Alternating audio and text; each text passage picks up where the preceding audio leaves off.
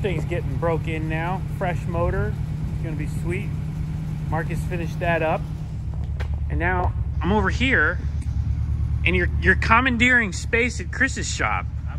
I got space everywhere. You got too much stuff, man. I need to seclude it into one space, and Sean's gonna let me store my stuff over there. Oh God. So I'm gonna move my stuff here, this, the 180, because that's broken. So Marcus has been hustling. He's working. Trying. He's working a lot more. Trying. He's doing stuff at the shop, away from the shop, everywhere. So he's trying to come up. Trying. He's trying. It's the year of the come up. It's the year to come up for Marcus. So Marcus needs to get more space. But look, he's got a motor sitting here. He's got the mower's over here. You got a mower over at my shop. I gotta move that too. We got a lot of stuff. A This lot guy- of the stuff will sit outside though. Like this is gonna sit outside. The other mower will sit outside. You got a car at my shop. Car over here. Oh my God, too much stuff. Too much stuff. This thing though. So this. You went drifting. I did, and I had a problem with it. Uh-oh, what happened? It overheated to the point where it wouldn't start. Oh my God. And Yeah, it didn't blow a head gasket? No. That's good. That's good. Starts up and runs now, but surprisingly, with the modded knuckles and those big spacers in the front, you can huck this thing into a corner going 30 and it'll just do it. What radiator's in it? eBay, dual core. Maybe that's part of the problem. Maybe. I do have stock fans though.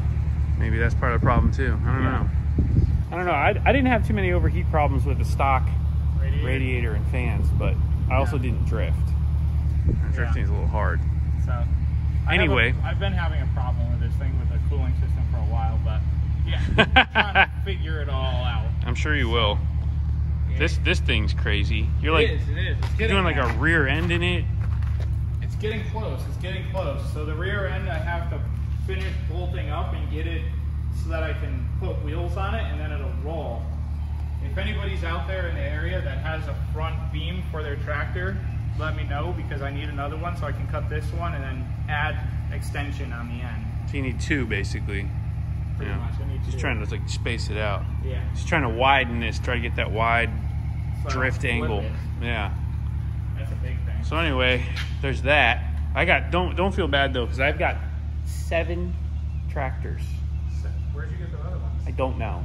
I just keep piling them up. I got parts everywhere. Are they all the I've got my big John Deere. I got the smaller John Deere, the smallest John Deere.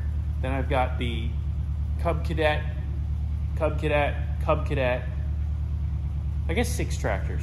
That's a lot of tractors. It's too many. Hey, you do live on a farm now. I do live on a farm, and I've got space. There you go. So it's a little different. Anyway, go check out Marcus's channel if you want to see more of this and more of the other mess that he's got going. Put together here. The mess that is Marcus's life. It's not too bad though. Having too much stuff's not the worst problem. It's not, because in the end, it's not just stuff. It's valuable stuff, because somebody tried to already steal half my motor. So yeah, that's messed up. So someone took the intake, the computer, and you said you saw the people. I did. I came up on them and they were like, I was like, what are you doing? And they just had no idea, and they were like, they just ran out of here with a backpack full of stuff. Oh my God. So they were there for a while because they took the intake. So if anyone's got a stock ECU and I need the an stock intake, ECU to run the 5.3, right? well, no, you can use. There's other ones you can use. Okay. There's options. This shouldn't be very difficult to find. If anyone's got a stock 5.3 automatic ECU and an intake, let Marcus know, or let me know, and I'll get it to Marcus.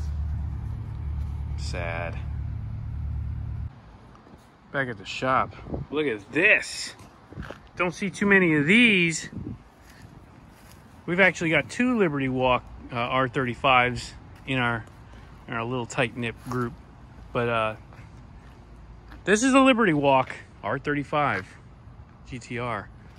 Figured I'd show it to you guys because it's probably not going to be around too long, and I wanted to just showcase this a little bit.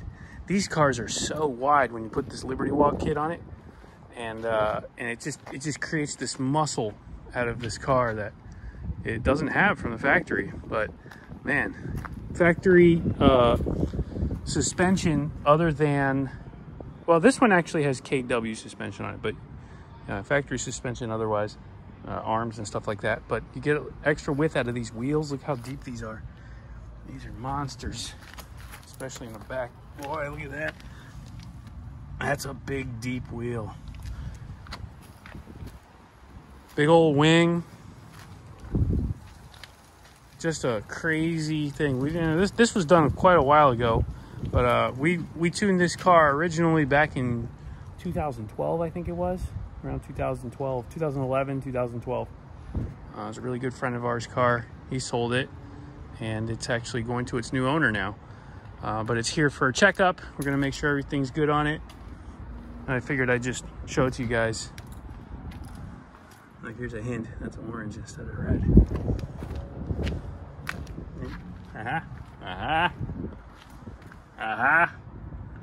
So there's some subtleties here that were done as a clue to who owned this car. Anyway, really cool car. Basic bolt-on upgrades on this. Nothing crazy, but just looks really mean. Not too bad. Mini fish update. Look at that. Everybody's still good. I actually had to do something. As you can see, I've got some of my little mollies in here and guppies. They were in another tank that we have. You guys might remember. And that tank sprung a leak. Luckily, we caught it in time, and I drained the tank. So now this tank sits empty. But I'm going to probably make a vivarium out of it because it doesn't want to hold water, obviously. So I'm not going to try and risk that again. But I also don't want to throw it away because it's a really nice display. So I've got some ABG, which is that Atlanta Botanical Garden stuff. And I'm going to get some more because I didn't get enough. But I'm going to make a false bottom, lay some of this down, plant some plants in it, let it kind of go, and then we'll do maybe some frogs or something in there. For those of you who remember my other frogs, they either had a parasite or something, and they all died. It took them about 6 months to get to that point. I was feeding them all perfectly, everything was good, and then suddenly they just croaked, pun intended. But this thing is still good. I don't have any animals in it now. It's just got plants, and it's really doing well. I mean, everything in here is growing really nice. You can see all the plants are doing really well. Humidity stays really good. So unfortunately, I think I got a bad batch of frogs. I really feel bad about it, but it happens. Either way, we'll get this other one set up. I think that's going to be the best option. The other little tank is doing good over here. Lights are out because it's already past the light cycle time. But this will be a really cool tank. It's going to be big enough to display something really nice. Even if you don't see the frogs, it'll look nice. So we'll get to that really soon. But that means we're down to 2 tanks technically for fish. So I'm not really going to complain. It's a little less maintenance for me. I do love fish, but unfortunately they don't last forever. But I did take the fish out of that tank, which was just some local wild guppies. And check this out. This is kind of interesting. So mollies and these mosquito fish, or guppies, whatever you want to call them, they are able to live in a marine environment. And I had slowly acclimated them in the other tank. Now, they've been in here for a couple months, actually. But I acclimated them to salt water before putting them in there, because you can't just throw freshwater fish into salt water. But I did acclimate them because this tank, if you guys remember, I had a puffer fish in it a while ago. Rest in peace, Scooter. And I made it brackish. So this was a brackish water tank for a year or more. And those fish came from freshwater, and I introduced them, acclimated them to brackish, and they lived in brackish for about a year. And then after that, when it sprung a leak, I acclimated them to full salt. So this is a full marine environment. And obviously, you can see I have marine fish, and they have been loving it. They're doing great. So cool little pro tip for you. If you have a marine tank, you can put mollies in it. You just have to acclimate them properly. They're doing really well. They're super healthy. They're breeding, they're eating, they're doing everything in here. So I'm really happy about that. I didn't lose any fish. I lost some snails. I threw some shrimp in here as well, but I think they got devoured very quickly. But other than that, no problems. So just a little mini tank update. Let me know what you guys think we should put in that vivarium when we put it together. I think it'll be really cool to see some amphibian or some, we could do some frogs or lizard or something in there. That'd be a cool environment. Anyway, it's the weekend. Hope you guys are enjoying it, and I'll see you guys in the next one.